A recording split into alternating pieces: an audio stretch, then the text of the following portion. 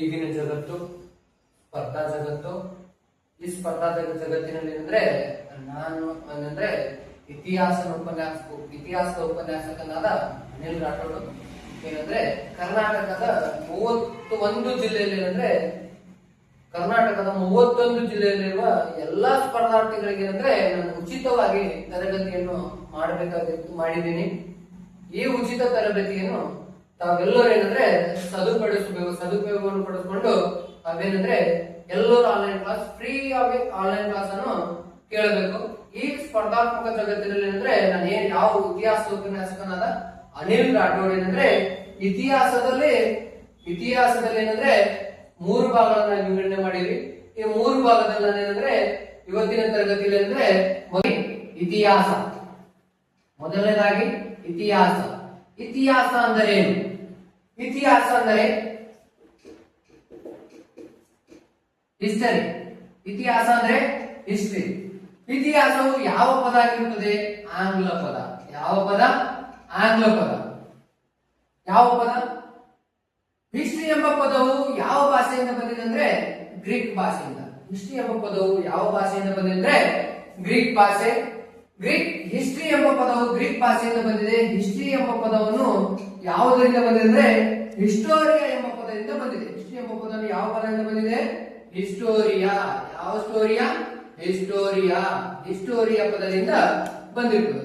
History ಎಂಬ ಪದವು historia ಪದವು. ಹಿಸ್ಟರಿ ಅಂದ್ರೆ ಏನು? ಹಿಸ್ಟರಿ ಅಂದ್ರೆ ನೋಡ್ರಿ ಮಕ್ಕಳೇ, ಹಿಸ್ಟೋರಿಯಾ ಅಂದ್ರೆ ತನಿಖೆ. ಹಿಸ್ಟೋರಿಯಾ ಅಂದ್ರೆ ತನಿಖೆ ಮತ್ತು ಸಂಶೋಧನೆ. ಏನಪ್ಪೆ? ಸಂಶೋಧನೆ.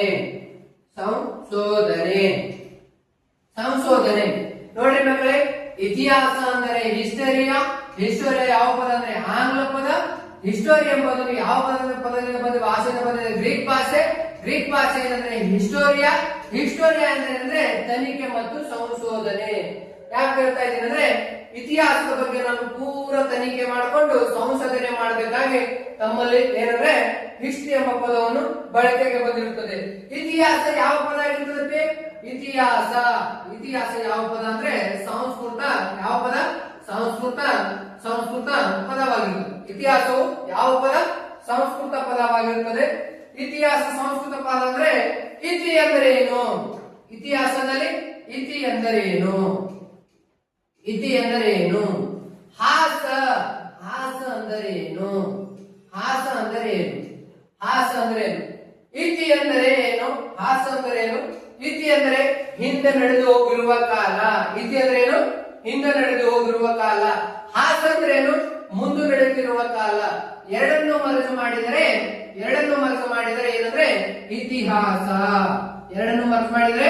ಇತಿಹಾಸ. ಯಾವ ಹಾಸ? ಇತಿಹಾಸ. ಇದೇ ಇತಿಹಾಸವನ್ನು ನಾವೇನ್ ಕರಿತೀವಿ ಅಂದ್ರೆ ಹಿಸ್ಟೋರಿ ಎಂದು ಗೊತ್ತಾಗುತ್ತೆ. ನಮ್ಗೆ ಇತಿಹಾಸಕ್ಕೆ ನಾವೇನ್ ಕರಿತೀವಿ ಅಂದ್ರೆ ಹಿಸ್ಟೋರಿ ಎಂದು ಗೊತ್ತಾಯಿತು. ಹಿಸ್ಟೋರಿಯಾ ಎಂಬ ಪದ ಆಯಿತು. ನೋಡ್ರಿ ಮಕ್ಕಳೇ, ಈಗ ಇತಿಹಾಸದ ಪಿತಾಮಹ ಯಾರು ಮಕ್ಕಳೇ? ಇತಿಹಾಸದ ಪಿತಾಮಹ ಇತಿಹಾಸದ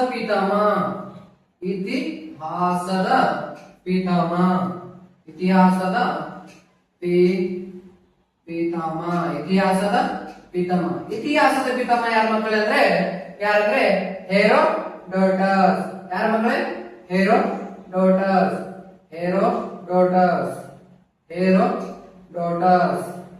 ಹೆರೋಡೋಟಸ್. ಇತಿಹಾಸದ ಪಿತಾಮಹ ಯಾರು ಮಕ್ಕಳೇ? ಹೆರೋಡೋಟಸ್. ಭಾರತ ಇತಿಹಾಸದ ಪಿತಾಮಹ ಯಾರು? ಭಾರತ ಇತಿಹಾಸದ ಪಿತಾಮಹ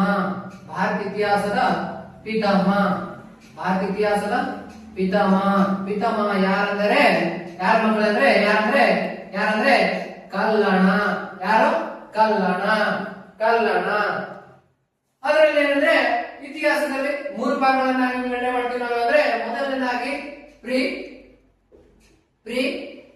ಹಿಸ್ಟೋರಿಯಾ. Prehistory. ಎರಡನೇದಾಗಿ ಪ್ರೋ ಹಿಸ್ಟೋರಿಯಾ, ಪ್ರೋ ಹಿಸ್ಟೋರಿಯಾ. ಅದೇ ರೀತಿಯಾಗಿ ಮೂರನೇದಾಗಿ ಯಾವ್ದಂದ್ರೆ ಮೂರನೇದಾಗಿ ಹಿಸ್ಟೋರಿಯಾ. ಮೂರನೇದಾಗಿ ಯಾವ್ದಂದ್ರೆ ಹಿಸ್ಟೋರಿಯಾ. ಪ್ರೀ ಇತಿಹಾಸ ಅಂದ್ರೆ ಏನು ಮಕ್ಕಳೇ?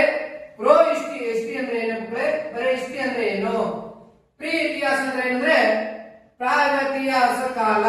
ಪ್ರಾಗತಿಹಾಸ ಪ್ರಾಗತಿಹಾಸ ಪ್ರಾಗತಿಹಾಸ ಕಾಲ.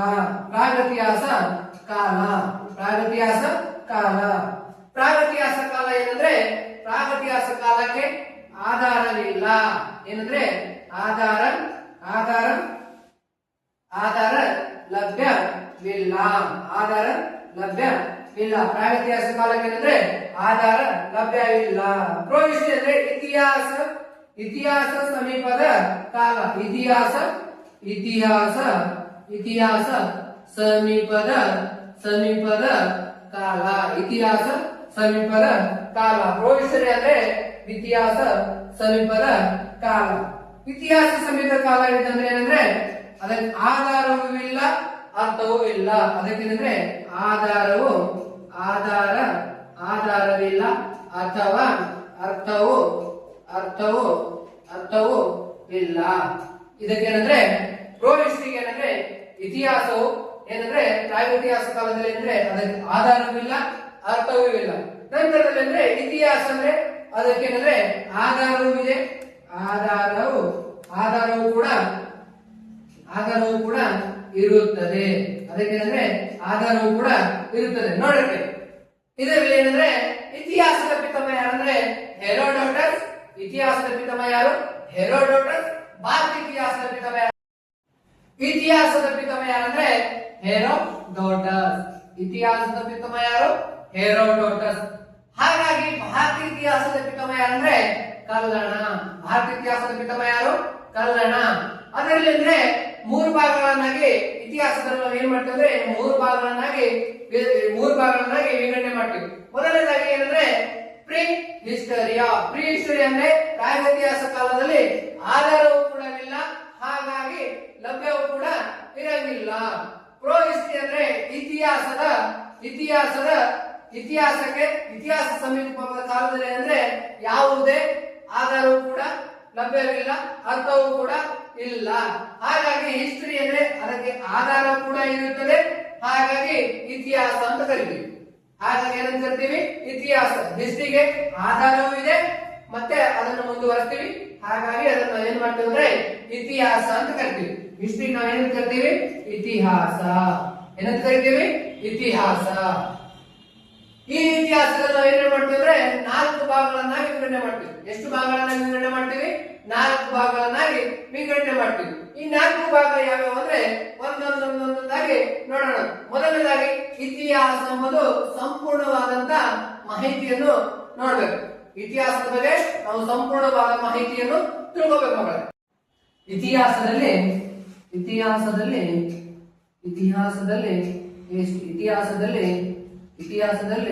3 ಭಾಗಗಳನ್ನಾಗಿ ವಿಂಗಡಣೆ ಮಾಡ್ತೀವಿ. ಎಷ್ಟು ಭಾಗ? 3 ಭಾಗ. ಇತಿಹಾಸದಲ್ಲಿ ಎಷ್ಟು ಭಾಗ? 3 ಭಾಗ. ಮೊದಲನೇದಾಗಿ ಇತಿಹಾಸದಲ್ಲಿ ಪ್ರಾಚೀನ ಭಾರತ. ಯಾವ ಭಾರತ? ಪ್ರಾಚೀನ ಭಾರತ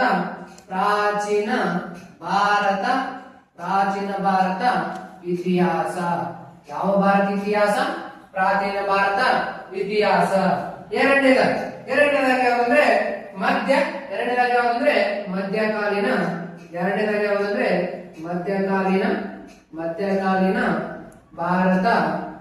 ಭಾರತ ಇತಿಹಾಸ. ಮಧ್ಯಕಾಲೀನ ಭಾರತ ಇತಿಹಾಸ. ಮೂರನೇದಾಗಿ ಆಧುನಿಕ. ಯಾವ ಇತಿಹಾಸ? ಆಧುನಿಕ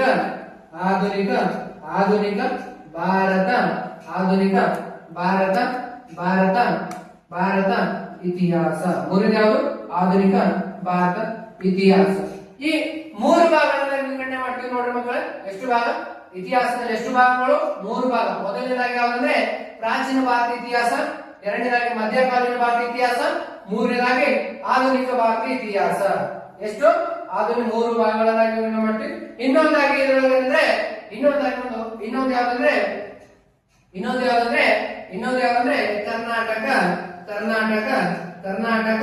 ಕರ್ನಾಟಕ ಇತಿಹಾಸ. ಯಾವ ಹಾಸ? ಕರ್ನಾಟಕ ಇತಿಹಾಸ. ಯಾವ ಹಾಸ? ಕರ್ನಾಟಕ ಇತಿಹಾಸ. ನೋಡ್ರಿ, ಇತಿಹಾಸದಲ್ಲಿ 3 ಭಾಗಗಳನ್ನ ಮಾಡ್ತೀವಿ. ಮೊದಲನೇದಾಗಿ ಪ್ರಾಚೀನ ಭಾರತ ಇತಿಹಾಸ, ಎರಡನೇದಾಗಿ ಮಧ್ಯಕಾಲೀನ ಭಾರತ ಇತಿಹಾಸ, ಮೂರನೇದಾಗಿ ಆಧುನಿಕ ಭಾರತ ಇತಿಹಾಸ, ನಾಲ್ಕನೇದು ಯಾವ್ದಂದ್ರೆ ಕರ್ನಾಟಕ ಇತಿಹಾಸ. ಯಾವ ಹಾಸ? ಕರ್ನಾಟಕ ಇತಿಹಾಸ. ನೋಡ್ರಿ, ಪ್ರಾಚೀನ ಭಾರತ ಇತಿಹಾಸದಲ್ಲಿ ಏನಂದ್ರೆ ಇತಿಹಾಸಕ್ಕೆ, ಪ್ರಾಚೀನ ಭಾರತ ಇತಿಹಾಸದಲ್ಲಿ ಏನಂದ್ರೆ ಇತಿಹಾಸಕ್ಕೆ ಇತಿಹಾಸಕ್ಕೆ ಇತಿಹಾಸಕ್ಕೆ ಏನಂದ್ರೆ ಇತಿಹಾಸಕ್ಕೆ ಇತಿಹಾಸಕ್ಕೆ ಅರ್ಥವೂ ಕೂಡ ಇದೆ. ಇತಿಹಾಸಕ್ಕೆ ಅಂದ್ರೆ ಅರ್ಥವೂ ಕೂಡ ಇದೆ. ಇತಿಹಾಸಕ್ಕೆ ಏನು ಕೂಡ ಇದೆ? ಅರ್ಥವೂ ಕೂಡ ಇದೆ. ಇತಿಹಾಸಕ್ಕೆ ಅಂದ್ರೆ ಆಧಾರಗಳು ಕೂಡ ಇದೆ. ಏನಂದ್ರೆ ಆಧಾರಗಳು. ಏನು? ಆಧಾರಗಳು. ಇತಿಹಾಸಕ್ಕೆ ಅಂದ್ರೆ ಆಧಾರಗಳು. ಮತ್ತು ಇತಿಹಾಸದಲ್ಲಿ ಅಂದ್ರೆ ಶಿಲಾಯುಗಗಳು. ಯಾವ ಯುಗಗಳು? ಶಿಲಾ ಯುಗಗಳು. ಯಾವಗಳು? ಶಿಲಾಯುಗಗಳು. ಇತಿಹಾಸಕ್ಕೆ ಅಂದ್ರೆ ಶಿಲಾಯುಗದಲ್ಲಿ ಏನಂದ್ರೆ ಸಿಂಧು ಬಯಲಿನ ನಾಗರಿಕತೆ ಮತ್ತು ವೇದಗಳ ಕಾಲದ ನಾಗರಿಕತೆ. ಇನ್ನೊಂದೇನಂದ್ರೆ ಹೊಸ ಮತಗಳ ಉದಯ, ಮಹಾಯುದ್ಧಗಳು ಮತ್ತು ವೇದಗಳ ದಾಳಿಗಳು ಮತ್ತು ಏನಂದ್ರೆ ಮೌರ್ಯ ಸಾಮ್ರಾಜ್ಯರು. ನಂತರದಲ್ಲಿ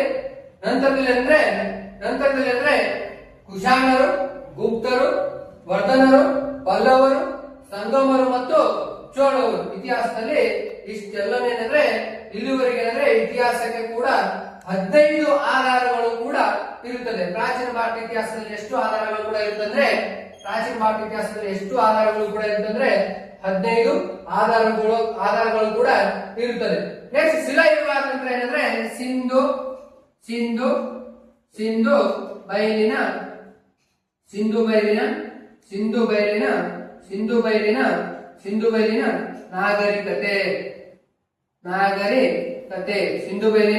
ನಾಗರಿಕತೆ.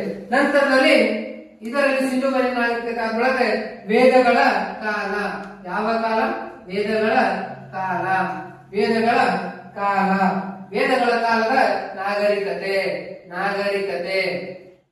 ಕಾಲದ ನಾಗರಿಕತೆ. ಮೂರನೇದೇನಂದ್ರೆ ಹೊಸ ಮತಗಳ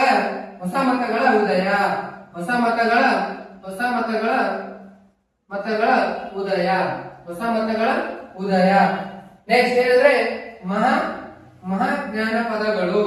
ಏನಂದ್ರೆ ಮಹಾಜ್ಞಾನ ಪದಗಳು.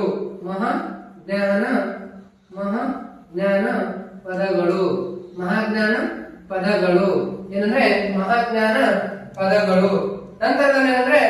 ನಂತರದಲ್ಲಿ ವಿದೇಶಿಯರ ದಾಳಿ. ನಂತರದಲ್ಲಿ ಯಾವ್ದಂದ್ರೆ ವಿದೇಶಿಯರ ದಾಳಿ.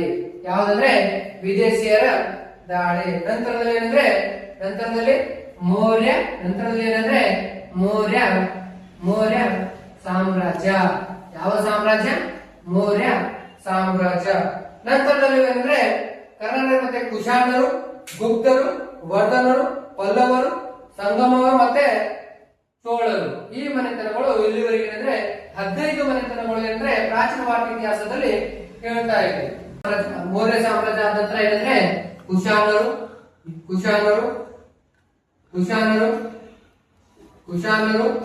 ನೆಕ್ಸ್ಟ್ ಏನಂದ್ರೆ ಗುಪ್ತರು.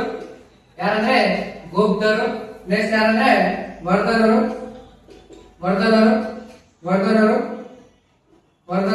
ನೆಕ್ಸ್ಟ್ ಯಾರಂದ್ರೆ ಪಲ್ಲವರು. ನೆಕ್ಸ್ಟ್ ಯಾರಂದ್ರೆ ಸಂಗಮ ಯುಗ.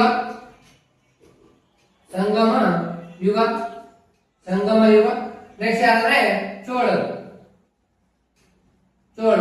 ನೋಡಕ್ಕೆ ಏನಂದ್ರೆ ಪ್ರಾಚೀನ ಭಾರತ ಇತಿಹಾಸದಲ್ಲಿ ಅಂದ್ರೆ ಇತಿಹಾಸಕ್ಕೆ ಅರ್ಥವೂ ಕೂಡ ಇರುತ್ತದೆ, ಆಧಾರವೂ ಕೂಡ ಇರುತ್ತದೆ. ಶಿಲಾಯುಗ, ಸಿಂಧು ಬಯಲಿನ ನಾಗರಿಕತೆ, ವೇದಗಳ ಕಾಲದ ನಾಗರಿಕತೆ, ಹೊಸ ಮತಗಳ ಉದಯ. ನಂತರದಲ್ಲಿ ಏನಂದ್ರೆ ಮಹಾಜನಪದಗಳು ಮತ್ತೆ ವಿದೇಶಿಯರ ದಾಳಿ. ನಂತರದಲ್ಲಿ ಮೌರ್ಯ ಸಾಮ್ರಾಜ್ಯ, ಕುಶಾಣರು, ಗುಪ್ತರರು, ವರ್ಧನರು, ಸಂಗಮ ಯುಗ ಮತ್ತು ಚೋಳ ಯುಗ. ಪ್ರಾಚೀನ ಭಾರತ ಇತಿಹಾಸದಲ್ಲಿ ಇಷ್ಟೆಲ್ಲ ಆಧಾರಗಳು ಕೂಡ ಇರುತ್ತದೆ ಮಕ್ಕಳೇ. ಈ ಆಧಾರದ ಮೇಲೆ ನಾವು ಏನ್ ಮಾಡ್ತೀವಿ ಅಂದ್ರೆ ಪ್ರಾಚೀನ ಭಾರತ ಇತಿಹಾಸದಲ್ಲಿ ಇತಿಹಾಸದ ಅರ್ಥವು ಕೂಡ ಇರುತ್ತದೆ. ಯಾರು ಕೂಡ ಇರುತ್ತದೆ? ಇತಿಹಾಸದ ಅರ್ಥವು ಕೂಡ ಇರುತ್ತದೆ. ಇತಿಹಾಸ ಅಂದ್ರೆ ಏನಂದ್ರೆ ಇತಿಹಾಸ ಅಂದ್ರೆ ಇತಿ ಅಂದ್ರೆ ಏನಂದ್ರೆ ಹಿಂದೆ ನಡೆದು ಹೋಗಿರುವ ಕಾಲ, ಹಾಸ ಅಂದ್ರೆ ಮುಂದೆ ನಡೆಯುತ್ತಿರುವ ಕಾಲ. ಈ ಎರಡನ್ನು ಕೂಡಿದ್ರೆ ಏನಂದ್ರೆ ಇತಿಹಾಸ ಅಂತ ಕರಿತೀವಿ.